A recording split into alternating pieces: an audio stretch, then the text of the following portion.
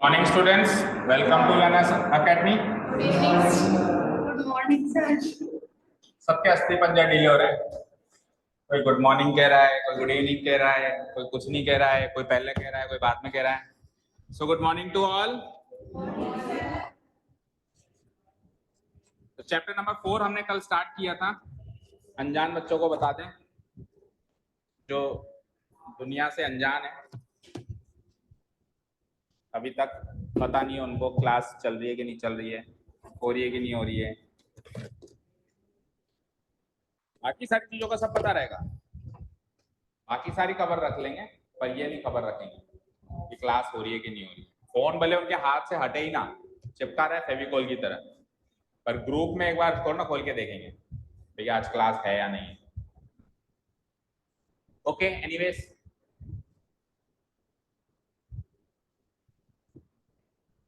और कुछ बच्चे बहुत ज्यादा देशभक्ति दिखा रहे हैं, दूर रह के भी पढ़ रहे हैं, देखो। ओके चलिए, सो कल हमने चैप्टर नंबर 4 स्टार्ट किया था। उन बच्चों को बता दें जो कल एब्सेंट थे, linear equation in two variables chapter का नाम है। उसका आपको अच्छे से पूरे नोट्स कवर करने हैं, जो लोग भी एब्सेंट थे, और आज के आज ही करने हैं। कल अगर विदाउट नोट्स कोई आया मेरे पास, और चैप्टर नंबर 3 के भी करने हैं। चैप्टर नंबर 3 भी हो चुका है हमारा, और 4 की एक क्लास हो चुकी है। ये सारा काम मुझे कल चाहिए, नहीं तो कल मत आना। ऑल दो स्टूडेंट्स हु आर एब्सेंट, आज बैठ के करना है। कैसे करोगे आई डोंट नो, कहीं जाना हो मुझे नहीं पता। ठीक है, is this thing clear to you? Okay, फिर नहीं तो कल मैं पेरेंट्स से ही बात करूंगा सीधे। ओके, सारा काम होना चाहिए। अच्छा जी, अब एक्सरसाइज 4.1 से पहले पहले का हमने सारा काम कर लिया है। उसमें क्या क्या सिखाया, अभी 4.1 सॉल्व करेंगे तो थोड़ा बहुत आपको समझ में आ जाएगा। बाकी आप नोट्स वीडियो से देखेंगे और नोट्स बनाएंगे तो भी समझ में आ जाएगा। फिर भी ना आए तो मेरे पास आएंगे कि सर मुझे ये चीज समझ में नहीं है। एक चीज रह गई है बस। क्या चीज रह गई है? देखो ध्यान से देखो स्क्रीन पे, नीचे वाले क्वेश्चन में जो चीजें दे रखी है वो linear equation in two variables हैं या नहीं है? हैं। लेकिन ऊपर वाले क्वेश्चन में कोई linear equation in two variable नहीं है। एक स्टेटमेंट गिवन है। क्या गिवन है? इन स्टेटमेंट को अपन क्या बोलते हैं? या तो स्टेटमेंट बोल दो, और या फिर बोलते हैं वर्ड प्रॉब्लम। क्या बोलते हैं? वर्ड प्रॉब्लम का मतलब मैथमेटिकल प्रॉब्लम वर्ड्स में दी हुई है। मैथमेटिकल प्रॉब्लम किसमें की हुई है? वर्ड्स में दी हुई है। तो हम क्या करेंगे, पहले इन वर्ड प्रॉब्लम से एक इक्वेशन कन्वर्ट करेंगे, मतलब इन वर्ड प्रॉब्लम से इक्वेशन बनाएंगे। अब बनाने के कुछ रूल्स हैं, बनाने के कुछ रूल्स हैं। तो आज का पहला टॉपिक है how to frame equations from statements. Statements में से या वर्ड प्रॉब्लम्स में से हम इक्वेशंस कैसे फ्रेम करें, इक्वेशंस कैसे फ्रेम करें वर्ड प्रॉब्लम्स में से। ये आज का टॉपिक है। ये बस छोटा सा टॉपिक पढ़ना है, फिर सीधे चलेंगे हम एक्सरसाइज में। क्लियर? तो पहला रूल देखो, आपको वर्ड प्रॉब्लम के अंदर is, am, are, was, were, be, been, being, ये सब पता है क्या है? अगर वो ग्रामर पढ़ता है तो उसको पता होनी चाहिए ये बी वर्ब की फॉर्म्स हैं। ये क्या है? B verb. हर वर्ब की कुछ फॉर्म्स होती हैं। जैसे गो की फॉर्म है go, went, gone, going, to go. हर वर्ब की 5 फॉर्म्स होती हैं। जैसे मैंने कहा कम, तो कम वर्ब की फॉर्म्स क्या होंगी? Come, came, come, coming, to come. ऐसे 5 फॉर्म्स होती हैं। तो बी वर्ब की भी कुछ फॉर्म्स होती हैं। फर्स्ट फॉर्म होती है is, am, are, second form होती है वाज, वर, और थर्ड फॉर्म होती है बीन। और ये इसकी बी की ओरिजिनल फॉर्म है बी, और ये आईएनजी वाली फॉर्म है। और एक फॉर्म और हो सकती है टू बी, तो टू बी भी ऐड कर दो उसमें, है ना। अगर सेंटेंस में ये बी वर्ब की कोई भी फॉर्म दिखाई दे, आपको उसको हटा के उसकी जगह इक्वल टू का साइन लगा देना है। देखो ऐसे समझो इंग्लिश को मैथ्स में कन्वर्ट कर रहे हैं, इंग्लिश को मैथ्स में कन्वर्ट कर रहे हैं। तो इंग्लिश के ये शब्द दिखाई दे तो मैथमेटिक्स में उसका स्थान कौन लेगा? बराबर का चिन्ह, इक्वल टू का साइन। ओके, ऑनलाइन स्टूडेंट्स को आवाज आ रही है? क्लियर? समझ में आ रहा है सब कुछ? ऑनलाइन स्टूडेंट्स को समझ में आ रहा है और आवाज आ रही है, या फॉर्मेलिटी के लिए बस ऑन करके बैठे हो? बोलो।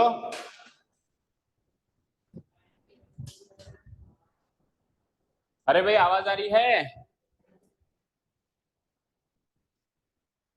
कनेक्टेड तो है। ऑनलाइन स्टूडेंट्स आवाज आ रही है?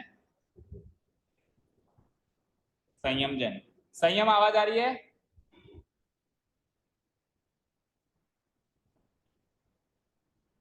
ये पक्का ऑन करके और सो गया, आने दो उसको। ओके जो सेकंड रूल देखो, अगर सेंटेंस में या स्टेटमेंट में या वर्ड प्रॉब्लम, कुछ भी कह सकता हूं मैं इसको, स्टेटमेंट कह सकता हूं, वर्ड प्रॉब्लम कह सकता हूं, सेंटेंस कह सकता हूं। अगर ट्वाइस लिखा हुआ है तो ट्वाइस का मतलब क्या होता है, दो गुना, तो इसको हटा के मैथमेटिकल क्या लिखना है आपको, 2 मल्टीप्लाई। क्या लिखना है, 2 मल्टीप्लाई। जैसे कि मैंने लिखा ट्वाइस एक्स, तो ट्वाइस एक्स का मतलब क्या हो जाएगा, 2 मल्टीप्लाइड एक्स। ठीक है, क्लियर। और अगर थ्राइस आ जाए तो क्या लिखना है, एक्स नहीं है वो, मल्टीप्लाई है, 3 मल्टीप्लाई। मैथ्स में एक्स ऐसे लिखा जाता है, ऐसे मल्टीप्लाई होता है, क्लियर। तो ये 3x मत पढ़ना, ये क्या है, 3 मल्टीप्लाई। अगर टाइम्स लिखा हुआ है, टाइम्स, तो फिर सिंपली मल्टीप्लाई, या ऑफ लिखा हुआ है तो भी सिंपली मल्टीप्लाई। जैसे कि मैंने लिखा 7 टाइम्स y, तो बोलो कैसे लिखूंगा, 7 टाइम्स की जगह मल्टीप्लाई y, 7 इंटू y, समझ गए। और ऑफ लिखा हुआ है तो भी मल्टीप्लाई। तो ये कन्वर्जन याद रहेंगे, is, am are, was, were, be, been, being, to be, ये सब बी की वर्ब्स हैं, बी की फॉर्म्स हैं, इसकी जगह तो बराबर का चिन्ह आ जाएगा। उसके बाद ट्वाइस के लिए 2 इंटू, थ्राइस के लिए 3 इंटू, टाइम्स के लिए इंटू, ऑफ के लिए इंटू। फाइन, आगे का पढ़ो, दो चीजें और है अभी। अगर मोर देन और ग्रेटर देन है तो, अगर मोर देन और ग्रेट, कहां गया, ज्यादा हो गया,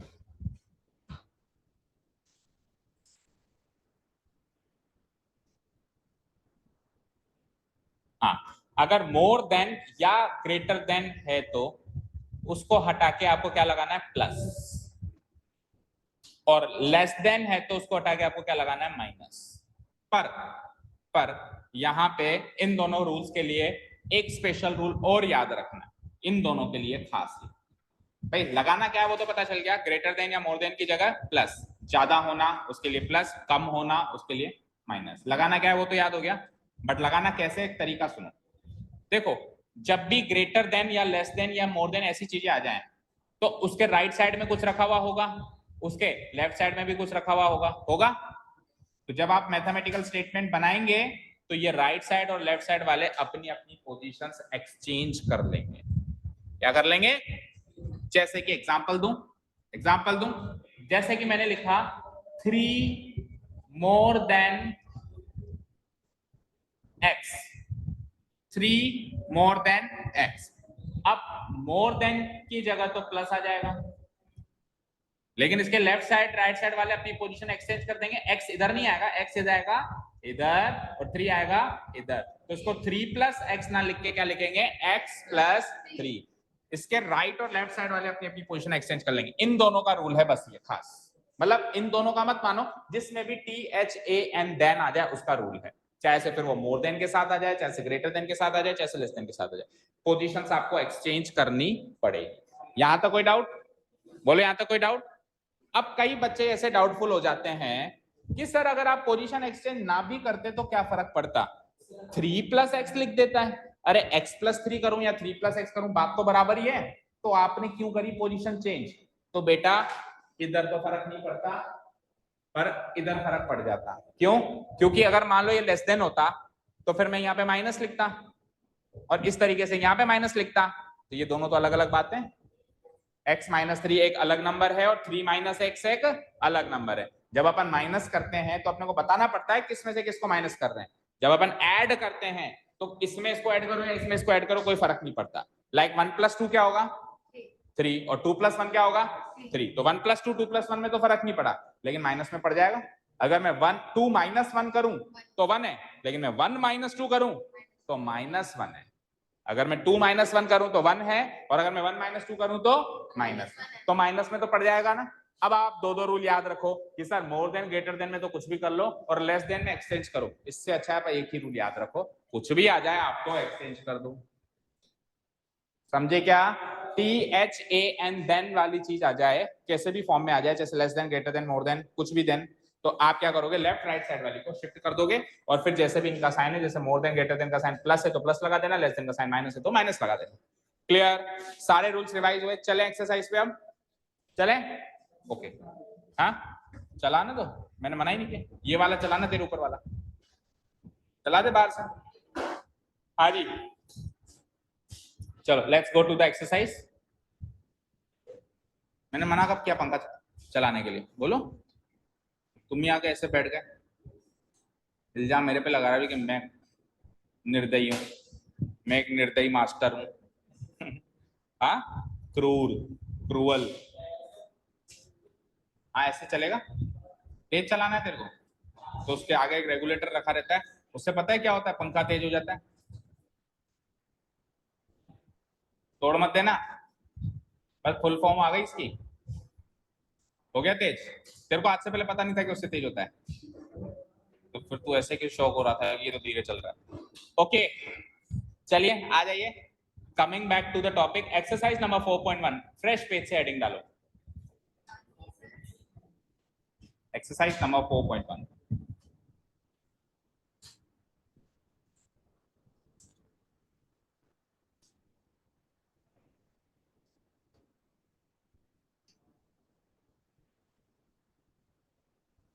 ठीक है। देखो इधर पहला क्वेश्चन है, कुछ एक स्टेटमेंट गिवन है, ठीक है। इस स्टेटमेंट को रीड करते, स्टेटमेंट तो एक्चुअली यहां से लेके यहां तक की है, फिर तो इंस्ट्रक्शंस है। देखो, the cost of a notebook is twice the cost of a pen. एक नोटबुक की कीमत एक पेन की कीमत की ट्वाइस है, यानी दुगनी है, ये स्टेटमेंट है। इससे एक linear equation in two variable बनाइए टू रिप्रेजेंट दिस स्टेटमेंट। इस स्टेटमेंट को रिप्रेजेंट करने वाला linear equation in two variable बना दीजिए, यानी वही आपको वर्ड प्रॉब्लम को मैथमेटिकल प्रॉब्लम में कन्वर्ट करना है, यानी कि linear equation in two variable में कन्वर्ट करना है। अब कन्वर्ट करने के लिए कुछ अजम्पशन करने पड़ेंगे।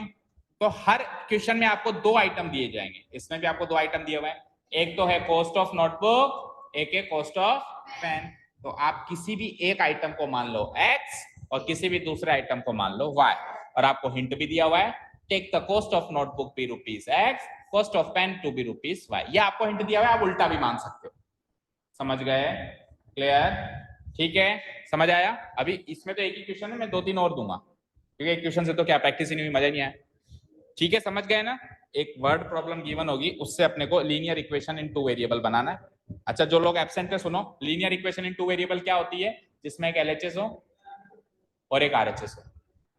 इधर तो जीरो रखा हुआ हो और इधर तीन टर्म्स रखी हुई हो, एक तो हो x वाली टर्म जिसको अपन कहते हैं AX, एक हो y वाली टर्म जिसको अपन कहते हैं BY, और एक कांस्टेंट टर्म जिसको अपन कहते हैं C, और RHS में जीरो रखा हुआ हो। तो ये पूरी की पूरी क्या चीज मानी जाएगी? Linear equation in two variable. Two variable इसलिए क्योंकि इसमें x और y दो वेरिएबल, ठीक है। तो अपने को इस प्रॉब्लम को इस प्रॉब्लम को ऐसी शक्ल की प्रॉब्लम में कन्वर्ट करना है। शुरू करें। तो जो हिंट उसने दिया है उसी से स्टार्ट करेंगे, ना भी देता तो भी इसी से स्टार्ट करते हैं, अजम्पशन तो करना पड़ता ना। तो मैं पहली चीज लिखूंगा, let the cost of the notebook be ₹x। Start writing.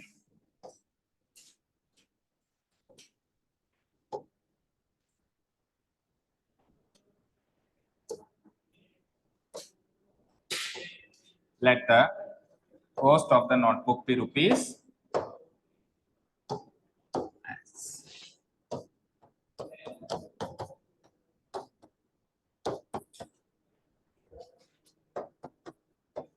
Let the cost, क्या लिखा हुआ है इसमें देखते हैं, the cost of a notebook. Let the cost of a notebook, not the notebook. ये किसने खोल के रखा? Let the cost of a notebook.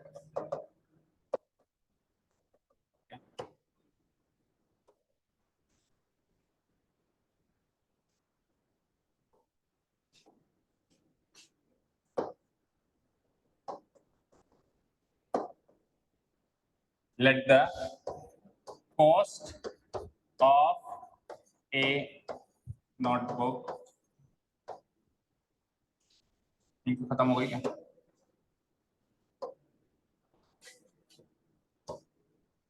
Notebook be ₹x। ठीक है। अब देखो, आज के बाद करीब करीब हर जगह आपकी दुनिया x और y में चलेगी, ठीक है। किसी को x मानेंगे, किसी को y मानेंगे। तो ये स्टेटमेंट तो रटा रटाया सब में आएगा ही आएगा। लेट मतलब होता है मानना, मानो या ना मानो, ठीक है। लेट मतलब मानना। किसको मान रहे हो? नोटबुक की कॉस्ट को। क्या मान रहे हो? x मान रहे हो। तो जो भी मानेंगे उसके बीच में बी वर्ब लगाएंगे, ठीक है, लेट और बी का कॉम्बिनेशन आएगा। लेट के साथ किसका कॉम्बिनेशन आएगा? बी। उधर लगाएंगे लेट वर्ब, इधर लगाएंगे जो भी मान रहे हो, बी जो एक्स मान रहे हो तो बी रुपीस एक्स, वाई मान रहे हो तो बी रुपीस वाई। समझ आया? अब दूसरी चीज क्या मान रहे हो? Cost of pen and the cost of a pen D, इसको क्या मान रहे हो? Y and the cost of a pen D rupees Y. Assumptions हो गए हमारे?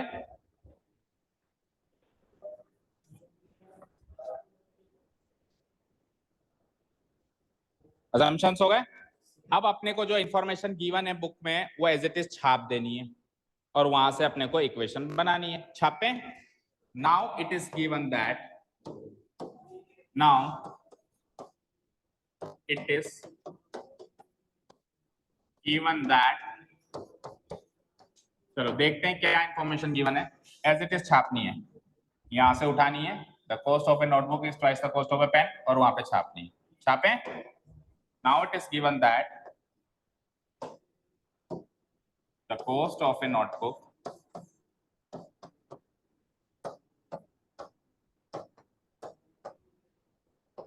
is twice the cost of a pen। बोलो ये बात गिवन है ना हमको? Now it is given that the cost of a notebook is twice the cost of a pen। ये बात गिवन है कि नहीं है? छाप दी मैंने ऐसे कैसे? अब इस स्टेटमेंट से इक्वेशन बनाने जा रहा हूं मैं, देखना ध्यान से, और कोई डाउट हो तो पूछना। बनाऊं? सबकी नजर यहाँ पे, सबका ध्यान यहाँ पे, सबका ध्यान यहाँ पे। सबसे पहले मैं एक लाइन लगा, ऑपरेट वो लगाऊंगा, शॉर्ट फॉर्म दैट इज। ये किसका शॉर्ट फॉर्म होता है? That is. दैट इज मतलब इससे मैं एक इक्वेशन बना रहा हूं। दैट इज मतलब आप रिजल्ट दे रहे हो इसका ना, इसका रिजल्ट दे रहे हो। सबसे पहले क्या लिखा हुआ है पढ़ो। आ गया? हाँ, सबसे पहले क्या लिखा है पढ़ो। अरे सारा थोड़ा पढ़ना, टुकड़ों में पढ़ना है, टुकड़ों में पढ़ना है। The cost of a notebook, भैया आपने कॉस्ट ऑफ ए नोटबुक क्या माना है? तो इस पूरी चीज की जगह आप लिख सकते हो एक्स, आप ही ने माना है। तो जहां जहां cost of a notebook, cost of a notebook, cost of a notebook आएगा वहां x x x x x आ सकता है। उसके बाद क्या लिखा हुआ है? अरे टुकड़ों में पढ़ो ना। Is am are was were be been being, क्या था उसकी जगह? इक्वल टू का साइन। अभी अभी आपने रूल्स लिखे हैं। पहला ही रूल क्या था? इज एम और बी वर्ब की कोई भी फॉर्म आ जाए तो क्या आएगा? इक्वल टू का साइन। आगे क्या है? ट्वाइस। ट्वाइस का भी मैंने रूल लिखवाया है। टू एक्स कौन कह रहा है? 2 इंटू या 2 मल्टीप्लाई, जो भी कहो। आगे क्या लिखा हुआ है? आपने क्या माना है कॉस्ट ऑफ ए पेन? तो अंग्रेजी मैथ्स में कन्वर्ट हो गई। English statement mathematical English problem, मतलब इंग्लिश प्रॉब्लम नहीं कह सकते, problem given in English language mathematical language में कन्वर्ट हो गई। ठीक है, इसको थोड़ा सा सॉल्व करना पड़ेगा। अभी तो जस्ट कन्वर्ट किया ही है ना, अब इसको सॉल्व भी करना पड़ेगा। अब देखो ध्यान से सुनना एक और चीज, ये एक इक्वेशन है या नहीं है? इक्वल टू का साइन, एक एलएचएस पार्ट, एक आरएचएस पार्ट, ये इक्वेशन है या नहीं है? तो अब जब इस इक्वेशन से कुछ सॉल्व करके नीचे दूसरी फॉर्म लिखूंगा, मतलब कुछ सॉल्यूशन करके नीचे लिखूंगा, तो उसमें भी इक्वल टू का साइन आएगा। तो जब इधर बीच में इक्वल टू का साइन आएगा एलएचएस आरएचएस में, तो सर वहां क्या आएगा? तो वहां आता है इंप्लाइज का साइन। किसका साइन आता है? और इंप्लाइज का साइन कैसा होता है? ऐसा, इक्वल टू और एरो। तो इक्वेशन के लेफ्ट साइड में हमेशा इंप्लाइज इंप्लाइज इंप्लाइज इंप्लाइज का साइन आएगा। जैसे एक से दूसरी बनाई, दूसरे से तीसरी बनाई, तीसरे चौथी बनाई, सॉल्व करते गए करते करते गए, तो यहाँ पे इंप्लाइज का साइन आएगा। इंप्लाइज का मतलब होता है रिजल्ट आना। इससे ये रिजल्ट आया, इससे ये रिजल्ट आया, इससे ये रिजल्ट। इधर इक्वल टू का साइन नहीं आएगा और बीच में इंप्लाइज का साइन नहीं आएगा। कई बच्चे जस्ट उल्टा कर देते हैं, बीच में इक्वल टू का साइन ही आएगा और इक्वेशन के लेफ्ट साइड पे, मतलब इक्वेशन जहां से स्टार्ट होगी वहां पे इंप्लाइज का साइन आएगा। इंप्लाइज एक्स को तो छेड़ ही नहीं सकते, बराबर अपनी जगह as it is. 2 into Y क्या होता है? 2y, तो पता होना चाहिए। 2 इंटू वाई बोले तो अभी भी ये इक्वेशन है, अभी भी ये इक्वेशन है, लेकिन वो इक्वेशन ही क्या जो स्टैंडर्ड फॉर्म में ना हो। तो इक्वेशन को स्टैंडर्ड फॉर्म में कन्वर्ट करना होता है। किसी को याद है स्टैंडर्ड फॉर्म क्या थी? कल सिखाई थी। तो कुछ भी हो सब एलएचएस में, आरएचएस में 0 है। कुछ भी हो सब कुछ कहाँ है? एलएचएस में। आरएचएस में क्या है? तो आरएचएस में बैठा है भी एक आदमी, इसको भी इधर बुलाना पड़ेगा।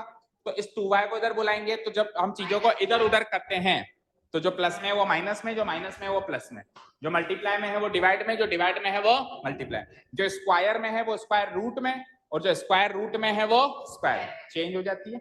तो अभी ये प्लस 2y है, तो इधर आगे क्या हो जाएगी? तो x तो अपनी जगह एज इट इज, जिसके साथ छेड़खानी नहीं कर रहे हो उसका साइन नहीं बदलना। साइन किसका बदलना है? जिसको बॉर्डर पार करवा रहे हो। बराबर के चिन्ह के या तो इधर से इधर ला रहे हो या इधर से उधर ला, जिसको बॉर्डर पार करवा रहे हो उसका साइन चेंज होगा, बाकियों का साइन चेंज हो। तो x भैया आप बॉर्डर पार कर रहे हो क्या? नहीं कर रहे हो ना, तो आप तो ऐसे एज इट इज चुप करके बैठो, कोई साइन वाइन चेंज नहीं होगा आपका। आप प्लस 2y से इधर आके क्या बन जाओगे? इक्वल टू का साइन अपनी जगह एज इट इज, ज्यों का त्यों। अब आरएचएस में कुछ नहीं, कंगाल कंगाल बोले तो ठीक है, यहां तक कोई डाउट नहीं है। अभी भी ये स्टैंडर्ड फॉर्म में नहीं है, क्योंकि स्टैंडर्ड फॉर्म क्या होती है? बोलो फिर से। ax प्लस सी। तो 3 टर्म्स आती है ना, एक x वाली टर्म आती है, आ रही है, एक y वाली टर्म आती है, आ रही है, एक कांस्टेंट टर्म भी तो आती है, वो नहीं आ रही है। तो कांस्टेंट टर्म नहीं आ रही है तो हमको पैदा करनी पड़ेगी प्लस 0 लगा के। 0 भी कांस्टेंट होता है। कांस्टेंट मतलब क्या होता है? फिक्स नंबर, 1 2 3 4 5, जो बदले ना। जैसे 2 2 ही रहेगा, 3 3 रहेगा, 7 7 ही रहेगा, तो सब कांस्टेंट्स हैं। तो हम क्या कर देंगे? कांस्टेंट टर्म क्रिएट कर लेंगे। ठीक है, तो इसके आगे नेक्स्ट स्टेप क्या हो जाएगी?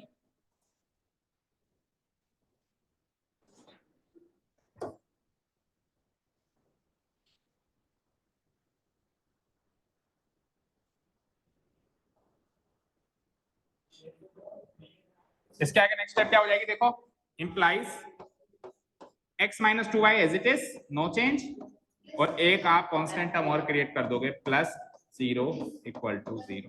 ये मेरी फाइनल स्टैंडर्ड फॉर्म बन गई। बन गई, ये मेरा फाइनल आंसर है। Is the required linear equation, the required linear equation in 2 variables।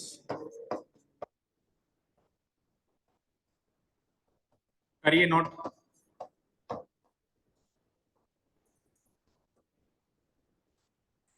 करिए नोट।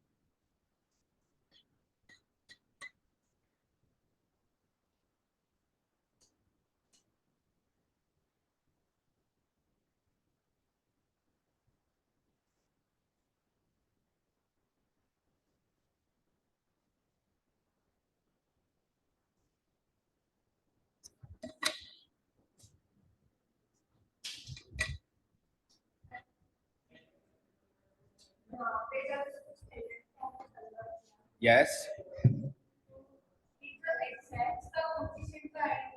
इसका कोएफिशिएंट तो आया ही नहीं। देखो बेटा इधर देखो, ठीक है, इधर देखो मेरी तरफ सब सुनो।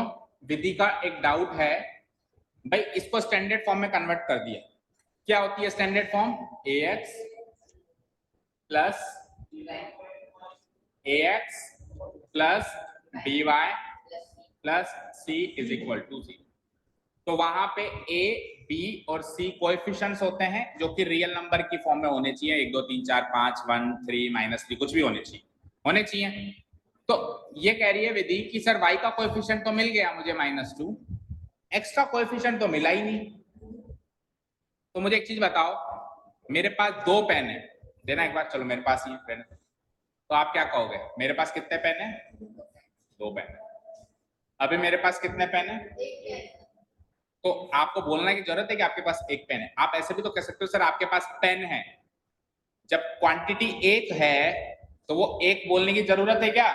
सिंपली क्या कह सकता हूं, मेरे पास पेन है तो यहाँ पे इसका कोएफिशिएंट 1 है, लेकिन 1x को x बोले, जैसे एक पेन को पेन बोल सकते हैं वैसे 1x को हम x बोल सकते हैं। तो इसके आगे कुछ नहीं लगा हुआ तो इसका कोएफिशिएंट 1 है। अब आप कह रहे हो सर जीरो नहीं लगा सकते, बिल्कुल नहीं लगा सकते। अगर मैं जीरो लगा दूं तो 0 इंटू एक्स तो जीरो हो जाएगा, खत्म हो जाएगा। लेकिन 1 इंटू एक्स तो खत्म नहीं होगा, 1 इंटू एक्स एक्स होता ही नहीं, बताओ। तो इसमें इसका कोएफिशिएंट 1 है। तो तीनों कोएफिशिएंट्स हैं मेरे पास, ध्यान से देखो, कंपेयर करो तीनों कोएफिशिएंट है या नहीं है। ax plus by plus c, अगले क्वेश्चन में यही करना है, अगले क्वेश्चन में यही करना है, कंपेयर करके abc की वैल्यू पता नहीं है। सो पहला कोएफिशिएंट a वाला कोएफिशिएंट क्या माना जाएगा? 1।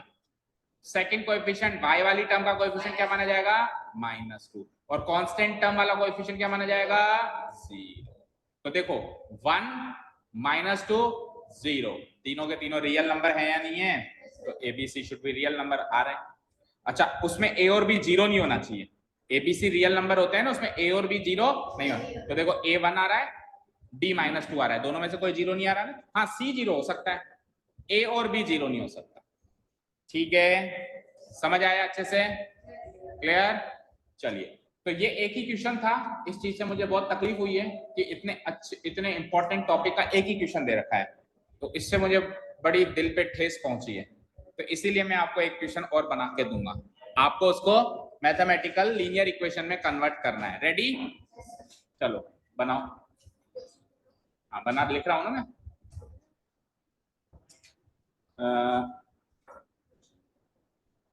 The price of a bet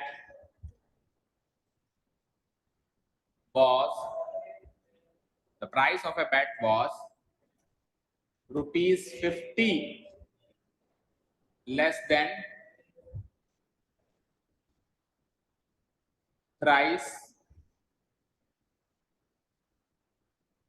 the price of, नहीं, price of a bet was, ठीक है, 50 less than thrice the price of a ball। इससे आपको क्या बनाना है? एक linear equation in two variable बनानी है। अब सबसे पहले तो आपको अजम्पशन करने के लिए सोचना पड़ेगा दो आइटम कौन से हैं यहाँ पे। कौन कौन से दो आइटम है? Price of a ball, price of a bat. तो किसी भी एक को x, किसी भी एक को y। जनरली जो पहला है उसको x, जो बाद वाला है उसको y। करो स्टार्ट, पूरे स्टेप बाय स्टेप करना अजम्पशंस मानते हुए।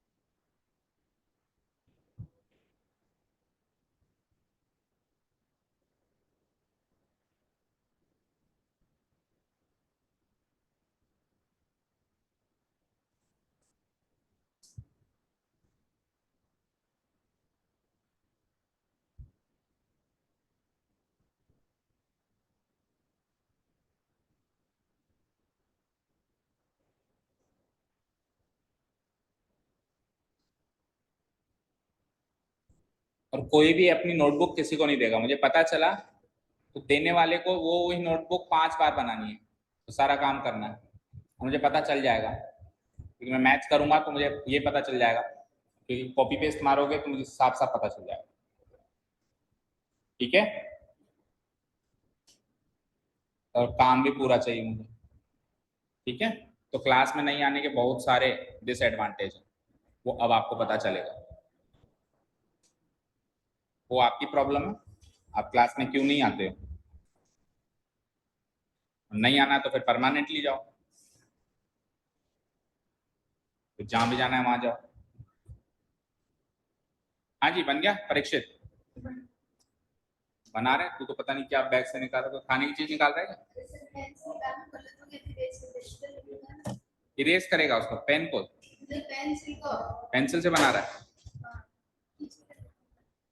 तो रफली कर ले एक बार, घर जाके फेयर कर लेना।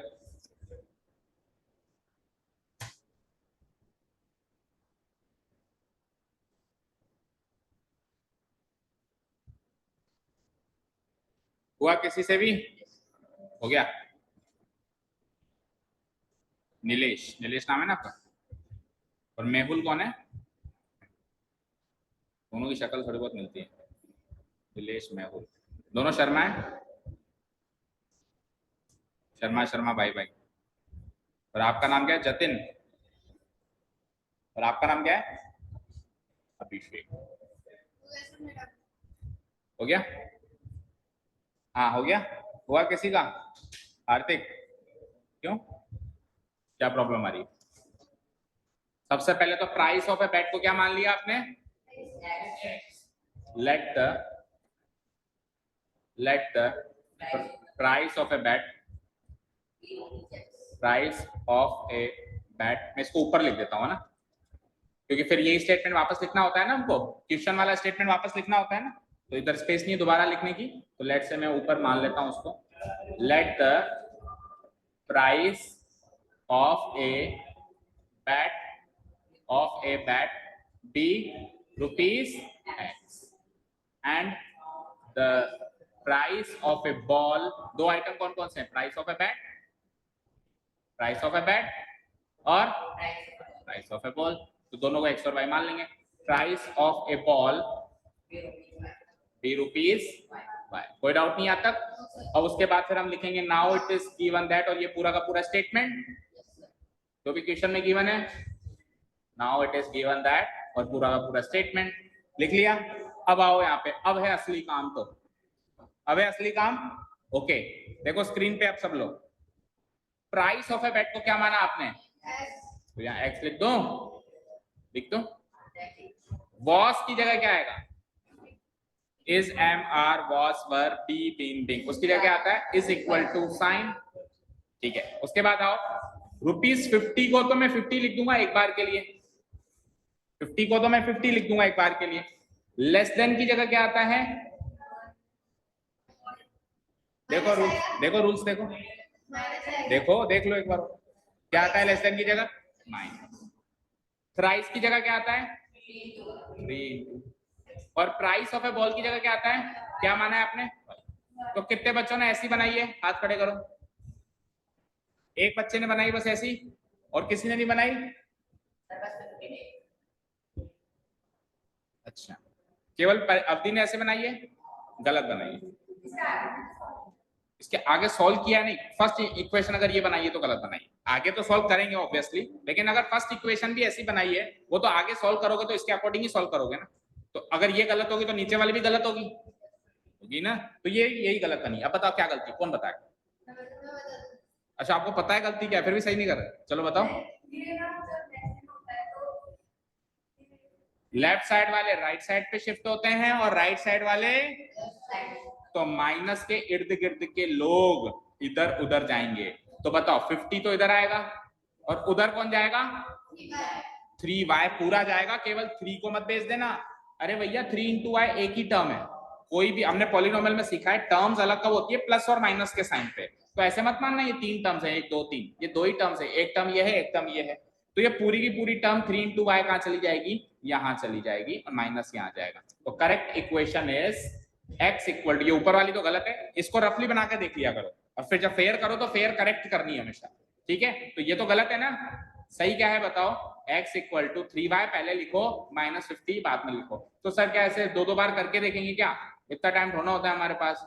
तो फिर एक काम कर लो, 3y था ना यहाँ पे, तो फिर मैं एक काम कर लो, जैसे ही वॉस के बाद आपने ₹50 के बाद लेस देन देखा, तो आप लेस देन के बाद वाली चीज पहले पढ़ के लिख लो, लेस देन के बाद वाली चीज पहले पढ़ के लिख लो। आपको पता है ना एक्सचेंज होना है, तो लेस देन के बाद वाली चीज पहले पढ़ के लिख लो, फिर लेस देन की जगह माइनस आ ही जाएगा, और लेस देन से पहले वाली चीज बाद में पढ़ के बाद में लिख दो। भाई दो बार नहीं होती मेहनत, ठीक है, अभी ये स्टैंडर्ड फॉर्म में नहीं है, लेकिन अभी ये स्टैंडर्ड फॉर्म में सब कुछ इधर लाना पड़ेगा। तो x तो यहाँ पे इंप्लाइज का साइन लगाऊं, x तो यहाँ पे लगेगा ही लगेगा, 3y इधर आएगा तो और -50 इधर आएगा तो इज इक्वल टू। अब देखो ये स्टैंडर्ड फॉर्म से कंपेयर करो, ax plus by plus c equal to 0 से कंपेरेबल है, is the required linear equation, is the required linear equation in two variables,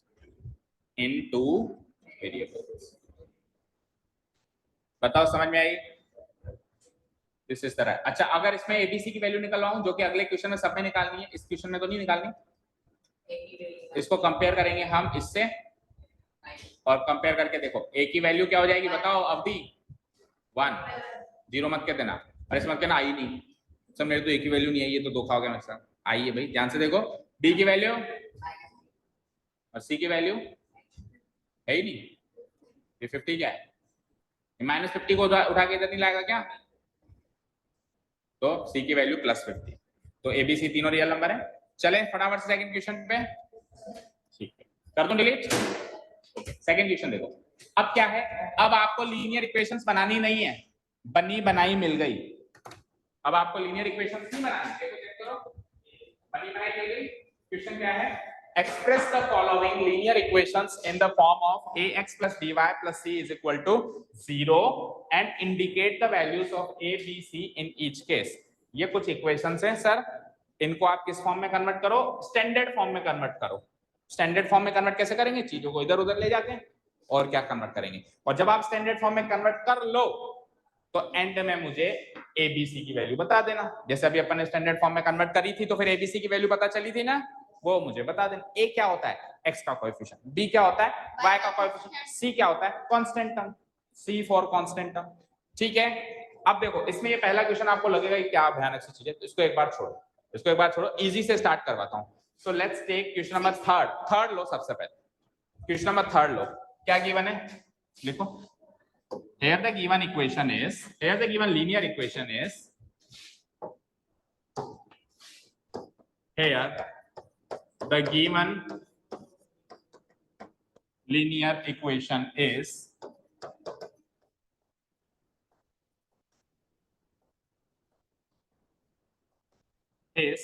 tell me what is the given linear equation, one second, -2x plus 3y equal to नहीं is equal to 6। तो ये तो given है question में, कौन सा part किया अपन ने, थर्ड वाला।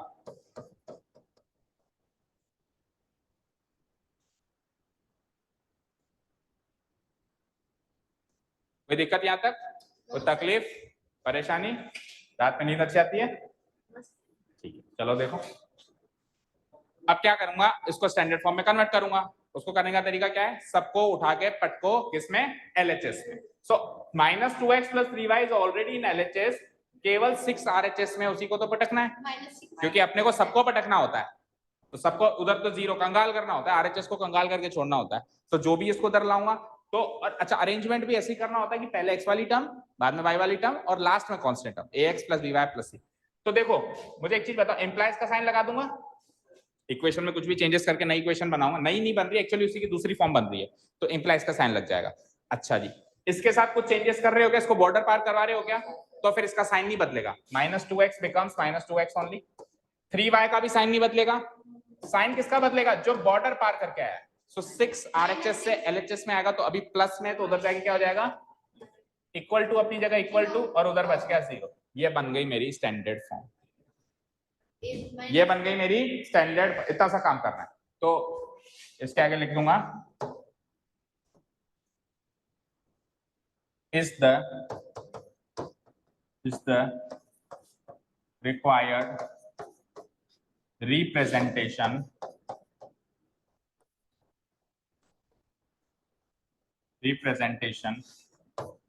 of the given linear equation in two variables।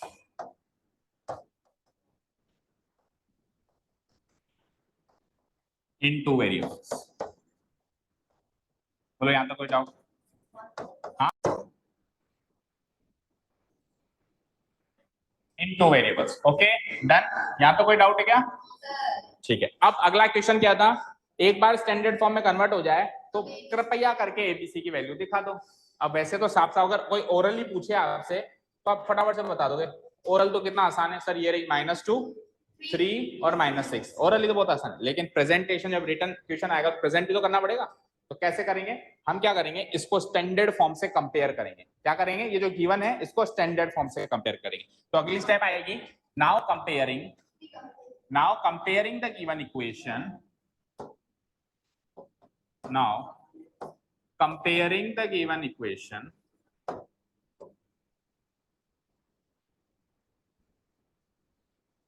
now comparing the given equation with the standard form,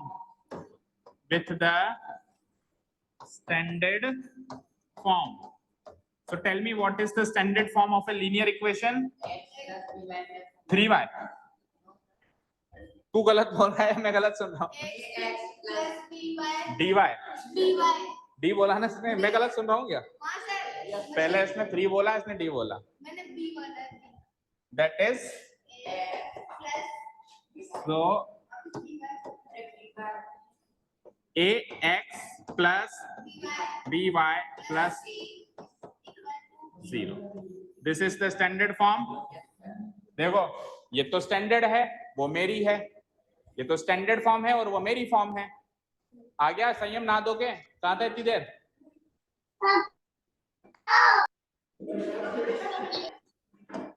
कौन से कौवे बैठा के बैठा है?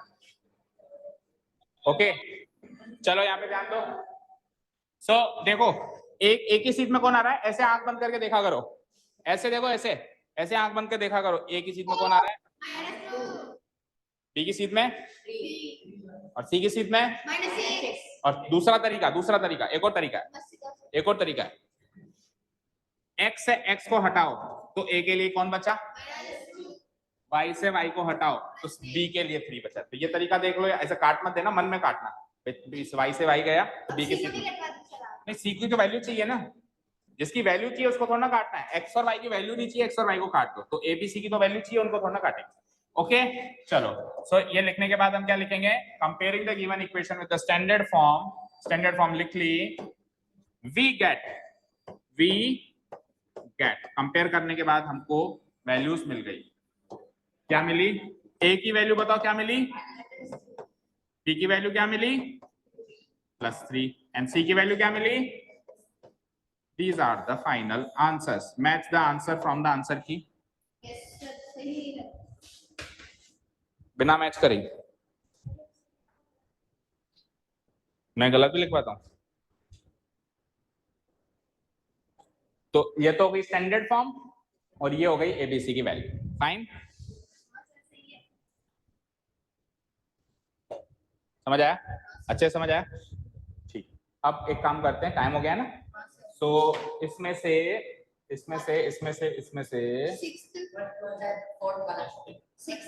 सिक्स्थ मार्क करो, सिक्स्थ और सेवंथ होमवर्क करके आओ।